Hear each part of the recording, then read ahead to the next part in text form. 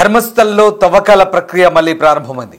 13వ స్పాట్లో తవ్వకాలను ముందు ఆసక్తికర ఘటన చోటు చేసుకుంది. 11వ స్పాట్లో మరో ప్రదేశాన్ని భీమన్న చూపించాడు.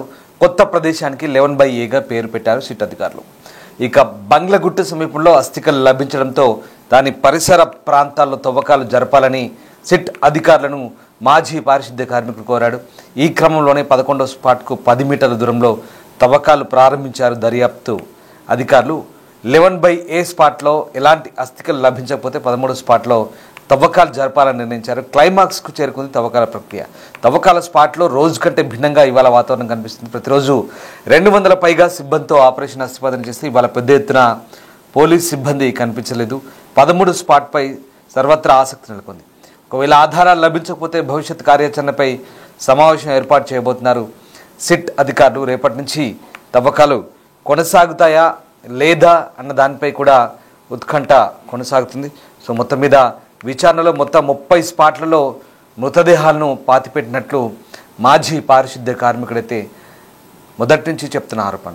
మొదటి దర్యాప్తులో భాగంగా 14 స్పాట్లపై ఫోకస్ పెట్టారు. వీటిలో దాదాపు తవ్వకాల ప్రక్రియ పూర్తయింది. దాంతోపాటు రేపు 16వ స్పాట్లో తవ్వకాలు చేపడతారా లేక మరింత సమయం తీసుకొని ఆపరేషన్ కొనసాగిస్తారా, ఏం జరగబోతుందని మాత్రం సిట్ అధికారుల నిర్ణయంపై సర్వత్రా ఆసక్తి నెలకొంది. ఇప్పటి వరకు సేకరించిన ఎముకలపై పరిశోధన చేయబోతున్నారు. త్వరలో వాటి రిపోర్టు బయటకు రాబోతుంది. ఇక ధర్మస్థల్లో ఏం జరగబోతుంది, ఎలాంటి చర్యలు తీసుకోబోతారని మాత్రం ఆసక్తికరంగా మారుతుంది. మరోవైపు ధర్మస్థల సామూహిక ఖనన అంశంపై ఇంతకుముందు ఒక కీలక విషయం వెలుగులోకి వచ్చింది.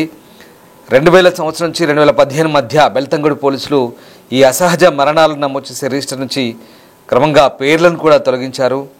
అలాగే 98 నుంచి 2014 మధ్యలో అనేక మందిని ఖననం చేశారని పారిశుద్ధ్య కార్మికుడు పోలీసులకు ఫిర్యాదు చేస్తే ఆ విషయానికి సంబంధించిన డేటా మొత్తం మాయమైందనే విషయం ఇప్పటికే ఆర్టీఐ విషయంలో బయటపడింది. ఆర్టీఐ ద్వారా కోరిన అంశాలు కూడా ఇప్పటివరకు ఎలాంటి వివరాలు లేవంటూ చాలా క్లియర్గా చెప్పిన పరిస్థితి. సో మొత్తం మీద కర్ణాటకలోని ధర్మస్థల కేసు దేశవ్యాప్తంగా సంచలనమవుతుంది. వందలాది మహిళలు బాలికలను అత్యంత దారుణంగా అత్యాచారం చేసి వారిని హతమార్చినట్లు ఆరోపణలు వినిపిస్తున్నాయి. అయితే ఆపై రహస్యంగా వారిని సమాధి చేశారని కూడా వార్తలున్నాయి. సో ధర్మస్థల క్షేత్రంలో సిట్ మొత్తం 15 స్పాట్లు గుర్తించింది, తవ్వకాలు చేపట్టింది. ఇప్పటికే దాదాపుగా ఆ తవ్వకాలు కూడా ముగిసే ప్రక్రియ వచ్చింది. అయితే తవ్వకాల్లో బయటపడిన వాటిని గురించి సిట్ పూర్తి స్థాయిలో ఇప్పటివరకు ఎక్కడా ధృవీకరించిన పరిస్థితి మనకు కనబడటం లేదు. సో అందరి చూపు ప్రస్తుతం ధర్మస్థల వైపే ఉంది. తాను వందలాది మృతదేహాలను ఖననం చేశానని చెప్పిన ఒకప్పటి పారిశుద్ధ్య కార్మికుడు భీమా చూపిన ప్రాంతాల్లో ప్రత్యేక దర్యాప్తు దళం సిట్ అయితే తవ్వకాలను కొనసాగించారు. నిన్న అంటే మంగళవారం ఉదయం 11 నుంచి మధ్యాహ్నం 2 వరకు కూడా స్పాట్ నెంబర్ 11లో తవ్వకాలు చేపట్టారు. విడవకుండా వర్షం కురుస్తుండడంతో తవ్వకానికి అంతరాయం కలిగింది. 11 చోటు 6 గుంతలను తవ్వారు. వర్షం నీరు గుంతల్లోకి వస్తడంతో బుల్డోజర్ సహాయం తీసుకున్నారు. మధ్యాహ్నం కొంత సమయం విశ్రాంతి తీసుకొని తర్వాత 12వ ప్రాంతంలో తవ్వకాలు చేపట్టారు. సాయంత్రం 6:30 దాకా చేసిన తవ్వకాల్లో ఎలాంటి ఆధారాలు నిన్న లభించలేదు. సో ఇవాళ 13వ ప్రాంతంలో తవ్వకాలు కొనసాగిస్తున్నారు. దీనికి సంబంధించి సిట్ అధికారి అనుచేత్ అంటే ఎస్పీ ర్యాంక్ అధికారి ఆయన కూడా చెప్తున్నారు.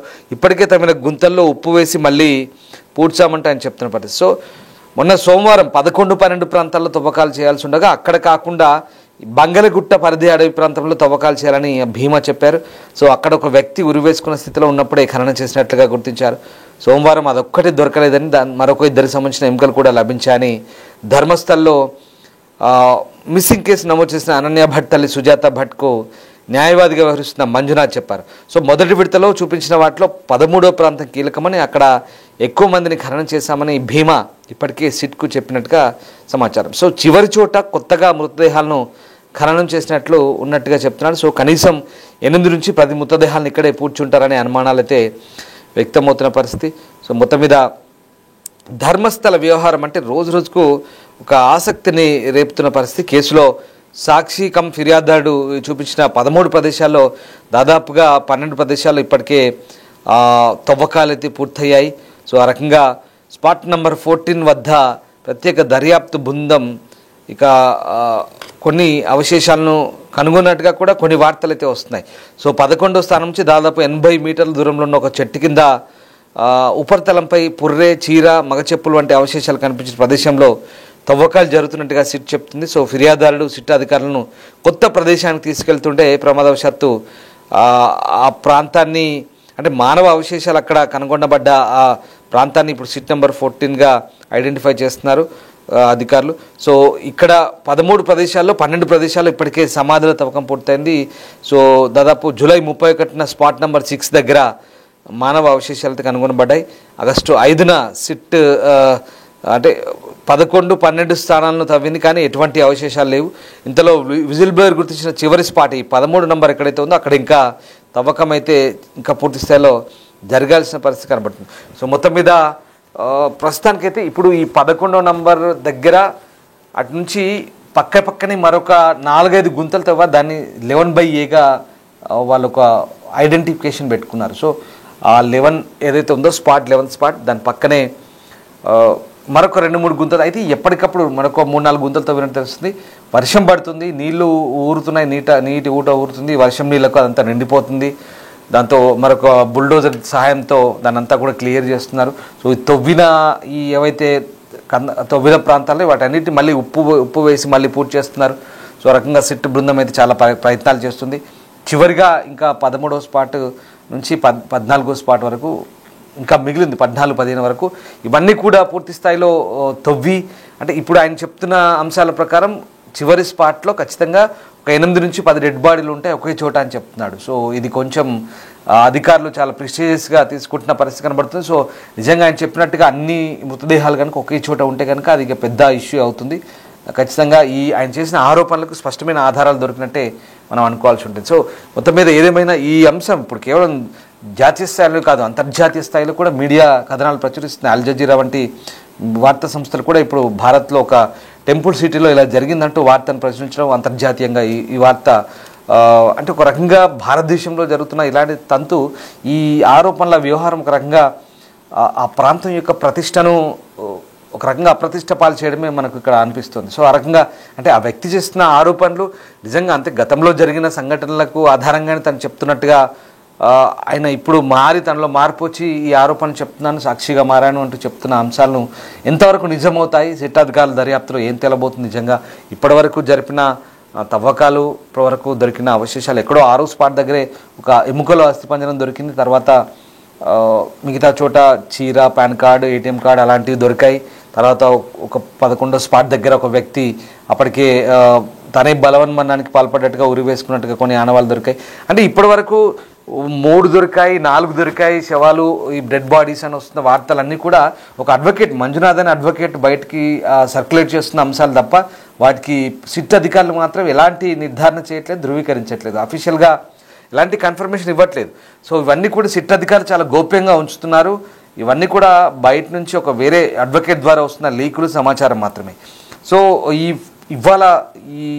ఇవాళ జరిపే తవ్వకాల ఆధారంగా ఇంకేమైనా స్పష్టమైన నిర్దిష్టమైన ఆధారాలు ఉంటాయా, మరి ఆ ముసుగు వ్యక్తి చెప్తున్న అంశాలన్నీ కూడా నిజమవుతాయా, ఏమవుతాయని తేలాల్సింది. సో మొత్తం మీద ఆ పోలీస్ చూడండి, ఒకసారి విజువల్స్ చూస్తే మీకు అర్థమవుతుంది. భారీ స్థాయిలో పోలీసులు, అధికారులు, రెవెన్యూ, అటవీ శాఖ, ఫోరెన్సిక్, మెడికల్ టీమ్స్ చాలామంది ఆ తవ్వకాల్లో పాల్గొంటున్నారు.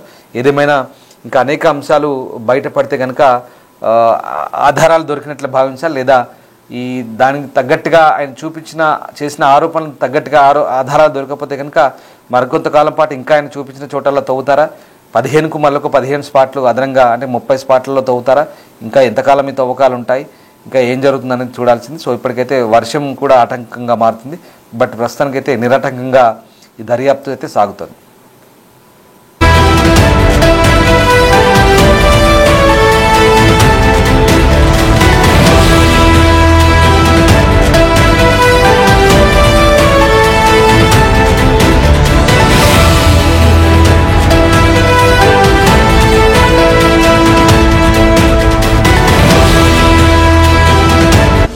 The Big Folk Night 2025 celebrating the soul of Telangana.